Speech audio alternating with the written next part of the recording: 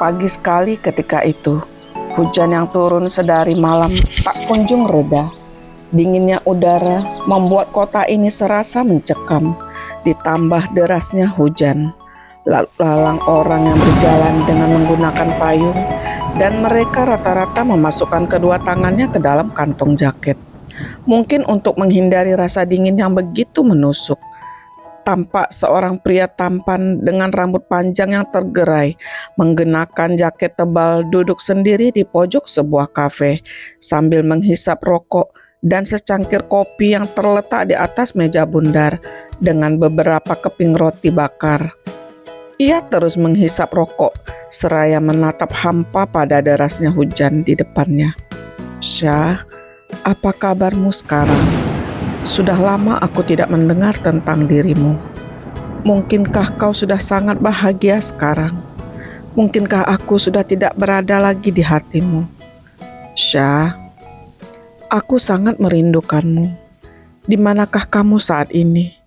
Apakah kamu sudah mempunyai anak?" "Ya, pasti kamu sudah memiliki anak bersama Erlangga." "Ya, pria ini adalah William. Sejak berpisah dengan Sarifah 4 tahun yang lalu, ia kembali ke Norwegia. Setahun berada di Norwegia, ia pergi ke negeri Gajah Putih, Thailand.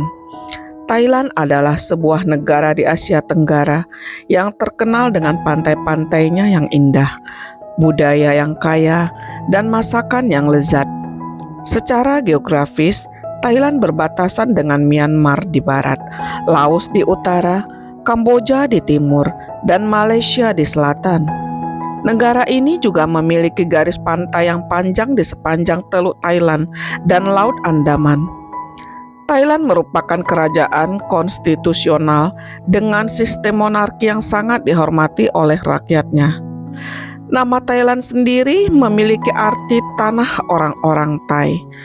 Kata Thai dalam bahasa Thailand berarti bebas, sehingga Thailand bisa diartikan sebagai tanah kebebasan. Sebelum tahun 1949, Thailand dikenal dengan nama Siam. William sempat mengasingkan diri di sebuah kuil yang terletak di sebuah desa pinggiran Thailand, desa yang bernama Ban Rak Thai. Desa kecil ini terletak di tepi danau cantik, memiliki perahu-perahu kayu ikonik dan rumah-rumah bergaya Yunan Tiongkok. Bisa naik perahu keliling danau, lihat langsung kebun teh, sampai nyicipi makanan khasnya. Desa ini terletak di provinsi Mae Hong Son di bagian barat Laut Thailand, dekat dengan Pang Aulat, danau super tenang yang dikelilingi hutan pinus. Disinilah William setiap hari menghabiskan waktunya. Ia menjauhkan dirinya dari kegiatan dunia. Setiap hari yang ia lakukan hanyalah menyendiri dan melamun, duduk di tepi danau. Sesekali ia berteriak keras seakan ingin melepaskan sesuatu yang berada di dalam hatinya. Hingga pada suatu hari, ia bertemu seorang wanita tua di tepi danau itu. Wanita tua itu menghampiri William yang tengah duduk, seraya menyapa. "Nak, sudah sejak lama aku melihatmu di sini. Bahkan setiap hari. Siapa namamu? Dan dari mana asalmu? Sepertinya kau bukan warga sini," tanyanya beruntun. William menoleh pada wanita itu dan tersenyum. "Ya, nenek benar. Saya bukan orang Thai. Saya berasal dari Norwegia. Tetapi saya sudah lama menetap dan bekerja di Indonesia. Dan nenek, apakah nenek warga asli Thai?" jawab William. Lalu ia berdiri dan menuntun tangan wanita tua itu untuk berjalan menuju bangku-bangku yang ada di situ. Mereka lalu duduk berdampingan. "Oh, jadi kamu dari Indonesia," katanya dengan logat Thai yang kental. "Kamu bisa berbahasa Thai dengan baik. Apakah kamu sudah lama di sini, Nak?" tanyanya lagi. seraya menatap wajah William iba. Ya, saya baru 3 tahun berada di sini dan saya belajar bahasa Thai. Pasti bahasa Thaiku sangat jelek ya, Nek. Hehehe. Oh tidak, bahasa Thaimu sangat bagus. Kamu hebat, Nak. Apakah kamu bekerja di sini? Tidak, aku tidak bekerja. Bahkan aku tidak melakukan apapun di sini, Nek, jawab William seadanya. Lalu, bagaimana kamu bisa menghidupi dirimu sendiri jika kamu tidak melakukan apapun di sini? Apa yang kamu cari di sini, Nak? Aku setiap hari melihatmu duduk sendiri di danau ini. Terkadang aku melihat kamu bersedih hingga meneteskan air mata. Nampaknya beban di hatimu begitu berat. Aku bisa melihat itu. Aku tinggal di sana, katanya, seraya menunjuk sebuah rumah tua yang tampak begitu besar menghadap ke danau. William mengalihkan pandangannya pada sebuah rumah yang tak jauh dari tempat mereka duduk. Oh, jadi nenek tinggal di rumah itu. Kalau boleh tahu, nenek tinggal bersama siapa? Dan maaf, berapa usia nenek saat ini? Tanya William. Wanita tua itu tersenyum menatap ke arah William seraya berkata, "Aku tinggal sendiri, Nak. Aku hanya memiliki 1 anak perempuan, dan dia sudah lama meninggal. Suamiku meninggal bersama dengan anak perempuanku dalam kecelakaan pesawat. Saat itu, anak dan suamiku akan menjemputku di Amerika, tetapi malang menimpa. Pesawat yang mereka tumpangi mengalami kecelakaan dan mereka ikut menjadi korban saat itu. Dan saat itu 23 tahun berlalu. Saat itu aku sama seperti di posisimu saat ini. Setiap hari aku menangisi kepergian suami dan anakku. Hingga akhirnya aku memutuskan untuk menyepi di sini. Setiap hari aku menyusuri jalan di bibir danau ini untuk melatih kedua kakiku. Itulah sebabnya aku hampir setiap hari melihatmu di sini menyendiri. Usiaku sudah 85 tahun, Nak, kata wanita tua itu panjang lebar, bercerita dengan rasa penuh kasih sayang. Maaf, Nek, jika aku membuka luka lama. Aku sama sekali tidak bermaksud untuk membuat nenek bersedih, kata William penuh penyesalan. Tidak, Nak, kamu jangan merasa bersalah. Aku hanya sedikit tergores saat menceritakan ini padamu. Bagaimana jika kita ke rumahku, duduk dan aku akan membuatkanmu kopi atau teh panas dengan sedikit cemilan. Dan kamu harus menceritakan apa yang membuatmu menjadi seperti ini, ajak wanita tua itu. Baiklah, Nek, jika aku tidak merepotkan nenek, jawab William. Kenapa aku harus merasa repot? Tidak sama sekali, Nak. Ayolah, udara di sini sudah mulai dingin, ajaknya lagi, seraya berdiri lalu berjalan. William mengikuti dari belakang. Mereka berjalan sambil bercerita. Sesekali terdengar tawa mereka yang renyah, seakan mereka sudah mengenal lama satu sama lain. Seketika keakraban mulai tercipta. Akhirnya mereka sampai di sebuah rumah tua, tapi masih kelihatan berdiri kokoh. Sekilas terlihat seperti rumah tradisional Thai yang begitu klasik. Di pekarangan rumah terdapat sebuah taman yang begitu asri, sangat nyaman untuk dipandang. Dipenuhi dedaunan dan aneka bunga yang beragam. Warna-warninya menambah semarak taman itu. William terhenti sesaat dan terus memandang di sekitar rumah. Rumah ini tampak sangat bersih dan terawat dengan baik. Tidak tampak kesan angker pada rumah-rumah tua pada umumnya. Tidak terlihat sedikit pun adanya sampah di sini. Benar-benar amazing, desah William kagum. Ya, kenapa, Nak? Tanya wanita tua itu yang ternyata mendengar. Oh, tidak Nek. Aku hanya mengagumi taman dan rumah nenek ini. Rumah sebesar ini begitu nyaman, bersih, dan semuanya tertata dengan rapi. Apakah nenek yang membersihkan semua ini? Tanya William yang tak bisa menyembunyikan rasa penasarannya. Hahaha, tentu saja tidak, Nak. Mana mungkin orang setua aku ini bisa mengerjakan semua ini, katanya tertawa. Aku punya 3 orang yang merawat dan membersihkan rumah ini. Mereka juga yang mengurus segala keperluanku setiap hari. Dan aku juga punya seorang drive yang bisa mengantarku kemana saja. Mereka tinggal di pavilion belakang rumahku. Aku membangunnya khusus untuk mereka tempati. Ada 4 pavilion di sana. Nanti aku akan menunjukkannya padamu jika kamu ingin melihatnya. William menganggukkan kepalanya. Rasa kagum di hatinya semakin bertambah. Ternyata wanita tua ini bukan orang sembarangan, pikirnya. Wanita tua itu mempersilahkan William untuk duduk di teras. Lalu ia menekan salah satu tombol yang menempel di dinding ruang tamu, seraya berkata, "Tolong antar kopi dan teh panas, beserta beberapa cemilan ke teras utama."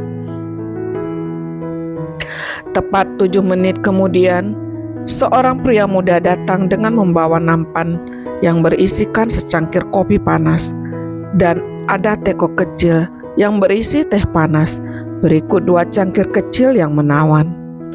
Juga ada beberapa cemilan dan roti-rotian. Pria muda itu meletakkannya di atas meja. "Silahkan Nyonya," katanya, seraya membungkukkan badannya, seraya menggerakkan jempol kanannya ke arah wanita tua itu sambil tersenyum penuh hormat. "Terima kasih Arun. Tolong sampaikan pada Lamai untuk menyiapkan makan malam yang lezat. Aku akan makan malam dengan tamuku ini nanti di ruang makan utama." "Baik Nyonya, akan saya sampaikan. Jika tidak ada keperluan lagi, saya permisi ke dapur," jawab pria muda yang bernama Arun itu. Wanita tua ini menganggukkan kepalanya dengan senyum yang ramah. Wah, betapa mulianya hati wanita tua ini memperlakukan orang gajinya, bisik William dalam hati. "Nama anak siapa? Dari tadi kita ngobrol, tapi nenek tidak tahu siapa namamu. Dan kamu bisa memanggilku Grandma Onci," kata wanita tua itu membuyarkan lamunanku. "Oke, Grandma Onci, aku William, biasa dipanggil Willy," jawab William. Sebuah nama yang bagus, seperti orangnya. Kamu sangat tampan dan gagah, Nak. Ceritakanlah padaku, apa yang membuatmu berada di desa yang sesunyi ini, tempat yang jauh dari keramaian. Bukankah anak muda sepertimu ini biasanya menyukai keramaian seperti kota? Apa yang kamu ingin dapatkan di desa ini?" Kata wanita tua ini kembali bertanya. William menyeruput kopi seteguk. 2. "Aku mencari ketenangan dan kedamaian di sini." "Lalu, kamu mendapatkannya?" "Ya, tentu saja aku menemukan kedamaian dan ketenangan jiwaku di sini." "Tidak, kamu tidak mendapatkan ketenangan jiwamu, Nak. Aku bisa melihat jelas bahwa kamu masih menyimpan duka." William menatap wanita itu, dan wanita itu tersenyum lembut. Lalu ia merangkul William, dielusnya kepala William, lalu ia letakkan ke dadanya. "Nak, tidak ada tempat di dunia ini yang bisa menyembuhkan luka dan menghilangkan duka. Karena sebenarnya hanya hati kita yang mampu menyembuhkannya. Maka bangkitlah, tata kembali hidupmu. Lupakan semua hal yang membuatmu sakit. Kamu harus bisa ikhlas menerima kehidupan apapun itu." Seketika William menangis sesunggukan. Dipeluknya wanita tua itu dengan erat. Ya, kamu boleh menangis. Jika itu bisa membuatmu tenang, nak. Selang beberapa saat kemudian, setelah merasa tenang, William menceritakan sebab ia datang ke desa ini dengan mata yang berkaca-kaca. Begitulah Grandma. Sampai hari ini, aku tidak bisa melupakannya. Dia satu-satunya wanita yang sangat kucintai. Rupanya hanya urusan cinta, kata wanita tua itu tersenyum. Hanya Grandma bilang? Tanya William terperangah. Ya, kamu sudah menghukum dirimu sendiri untuk tidak bahagia. Dan itu tentu saja tidak adil untukmu. Dan kurasa wanita itu sekarang pasti sudah sangat bahagia bersama suaminya. Sedangkan kamu, lihat dirimu. Kasihanilah hati dan tubuhmu. Bukankah ia juga berhak bahagia? Hidupmu masih panjang, nak. Kenapa kamu mengorbankan segalanya demi satu wanita yang takkan mungkin bisa kau miliki lagi? Apakah kamu ingin mati perlahan dengan cara seperti ini? Kamu harus bangkit, nak. Bergeraklah. Ya, aku tahu wanita itu sangat istimewa bagimu. Tapi aku sangat yakin dia pasti tak ingin kamu hancur seperti ini. Percayalah, dia pasti akan sangat sedih jika mengetahui hidupmu yang sekarang. Wanita tua itu menggenggam tangan William, seperti ingin mengalirkan energi positif ke tubuh William. Iya, Grandma. Mungkin Grandma benar. Sudah saatnya aku keluar dari rasa bersalahku ini.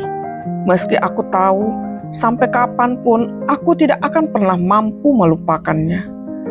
Biarlah dia hidup di sanubariku selamanya.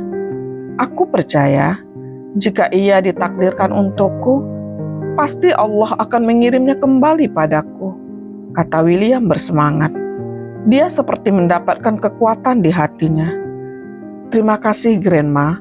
Mungkin Allah sengaja mempertemukan kita, mengirim Grandma untukku. Aku senang mendengarmu seperti ini, nak. Oh ya, di mana kamu tinggal? Tanya wanita itu. Aku tinggal tidak jauh dari kuil yang ada di sebelah sana.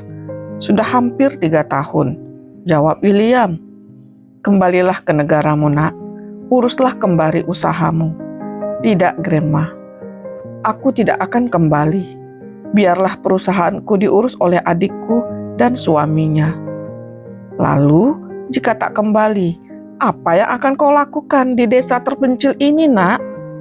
Aku berniat membuka usaha perhotelan atau tempat wisata atau apalah itu. Kedengarannya bagus, tapi di desa ini sulit untuk itu, kata wanita tua itu. Kenapa, Grandma? Tanya William.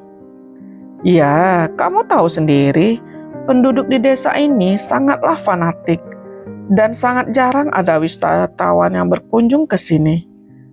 Karena desa ini memang tidak memiliki wisata alam atau apapun. Di sini hanyalah desa nelayan dan desa para biksu yang jumlahnya dapat dihitung.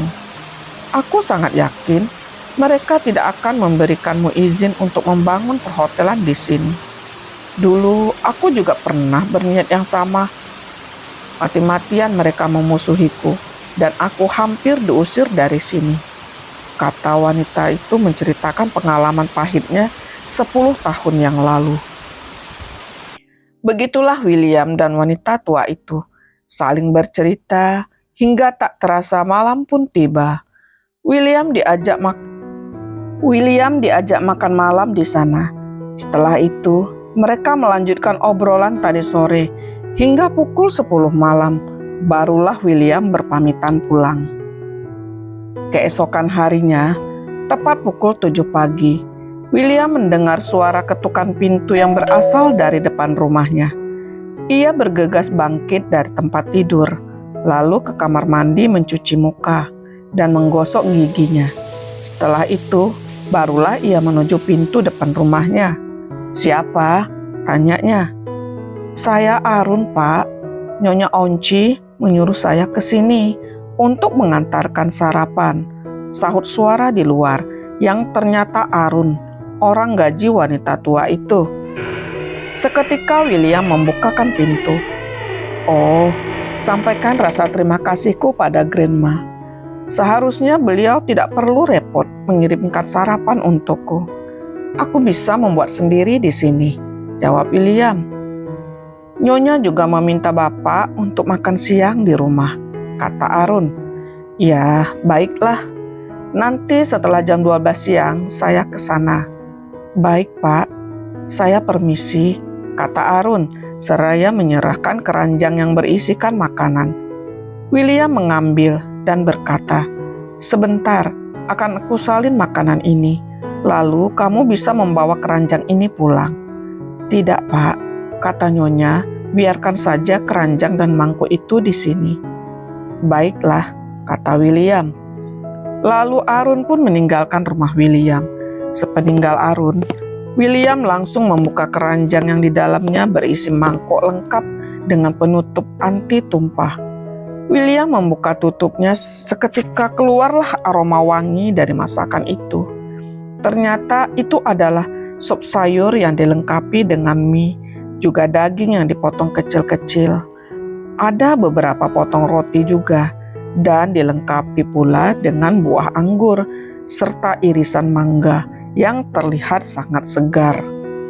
"Grandma ini sangat baik padaku, padahal aku baru saja mengenalnya," gumam William. Tanpa berlama lagi, ia pun segera menyantap makanan yang sudah tersedia di depannya itu dengan lahap. Ia seperti menikmati sekali sarapannya, hingga akhirnya habis tak tersisa. Hari demi hari, minggu berganti bulan, William hijrah ke kota Chiang Mai atas permintaan Grandma untuk mengurus resortnya yang ada di sana. Chiang Mai juga seringkali disebut Chiang Mai, adalah kota terbesar kedua di Thailand dan terbesar di utara Thailand.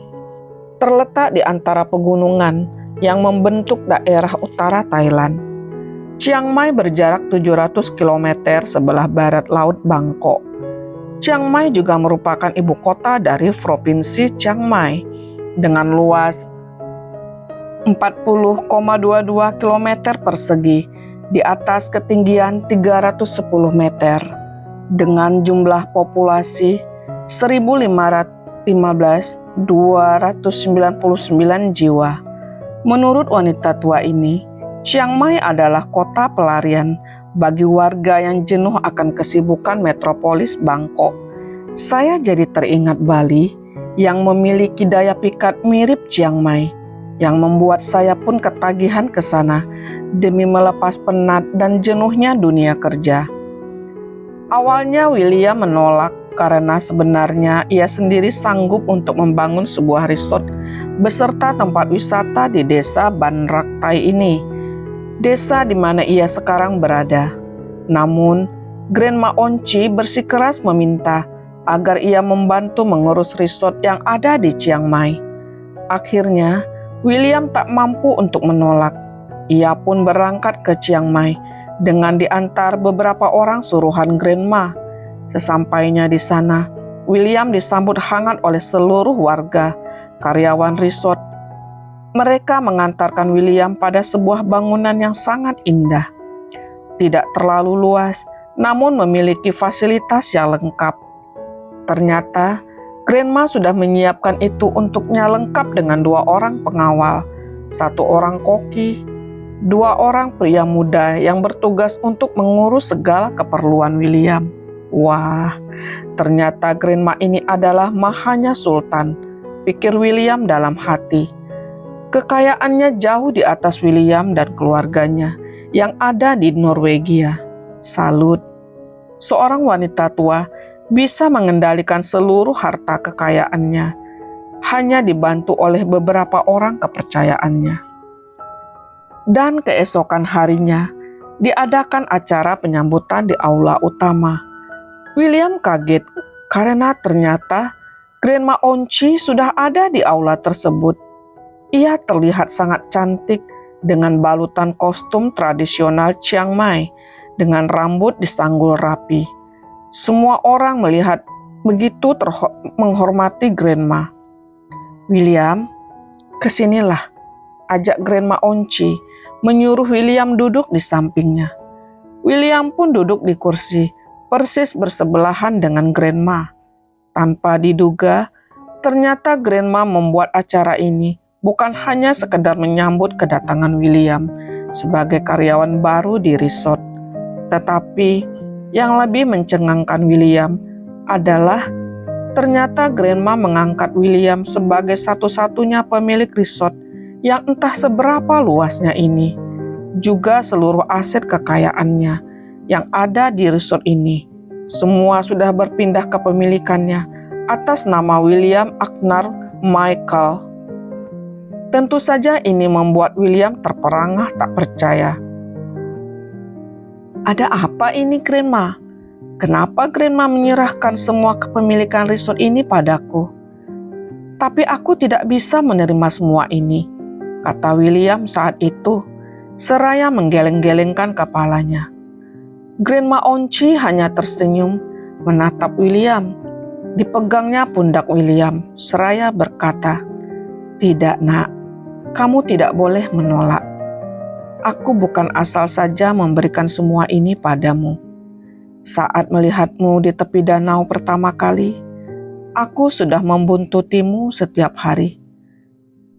Dan aku menyuruh orang-orangku untuk menyelidikimu. Sebenarnya aku sudah tahu namamu, asalmu, dan aku juga tahu kamu bukan orang sembarangan. Keluargamu adalah orang yang hebat, yang berada di Norwegia. Aku tahu kau lulusan Harvard University terbaik di Amerika. Yang aku tidak tahu hanyalah cerita cintamu pada gadis Brunei." William kembali dibuat terkejut. Ia sungguh tidak menduga akan semua ini. Bagaimana bisa? Jika Grandma sudah tahu, kenapa bertanya lagi padaku? Seakan Grandma tidak tahu apa-apa, tanya William heran. "Tentu, aku harus bertanya padamu. Ternyata kamu anak yang jujur. Ceritamu sama persis dengan apa yang sudah aku ketahui. Saat itulah aku merasa yakin bahwa kamu adalah orang yang tepat untukku menyerahkan semua kekayaanku padamu. Kau pintar, berpendidikan tinggi, berpengalaman, kerjamu sudah tidak diragukan lagi. Nak, aku sudah sangat tua. Mungkin usiaku sudah tidak lama lagi. Maukah kau menjadi cucuku dan mengurus semua aset yang kuberikan padamu hari ini? Aku sudah tidak punya siapa-siapa lagi di dunia ini, Nak, selain orang-orangku. Tapi Grandma, ini terlalu berlebihan bagiku." "Tidak, Nak, maka terimalah." William hanya terdiam saat itu. Ia tidak tahu harus berkata apa. Semakin ia menolak, semakin kekeh Grandma memohon padanya. Akhirnya, William menerima. Hari itu juga, William menandatangani surat-surat kepemilikan seluruh aset kekayaan Grandma. Dan mulai hari itu, ia pun sah menjadi satu-satunya cucu Grandma Onci. Pesta pun dimulai. Semua yang hadir saat itu merasa senang. "Terima kasih, Grandma. Aku janji akan mengurus resort ini dengan baik," kata William memeluk wanita tua itu. "Itu harus, Nak. Kamu harus bekerja keras. Aku yakin di tanganmu resort ini kelak akan berkembang pesat," jawab Grandma dengan penuh keyakinan. Thank you.